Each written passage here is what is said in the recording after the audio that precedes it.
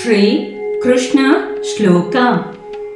वसुदेवं घनश्यामं देवकी गर्भसंभवं श्रीवत्स कौस्तुभधरं शङ्खचक्राधिधारणं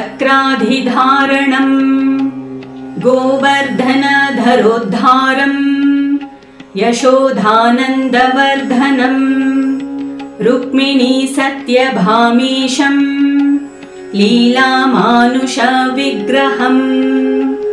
ॐ क्लीं कृष्णाय नमः। वसुदेवं घनश्यामं देवकी गर्भसंभवं श्रीवत्स कौस्तुभधरं शङ्खचक्राधिधारणं गोवर्धनधरोद्धारं यशोधानन्दवर्धनं रुक्मिणी सत्यभामीशं लीलामानुषविग्रहम्। ॐ क्लीं कृष्णाय नमः।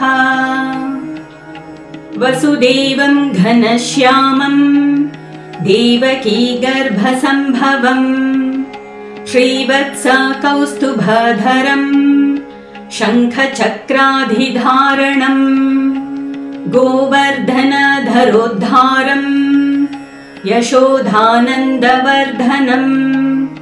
रुक्मिणी सत्यभामीशं लीलामानुषविग्रहम्।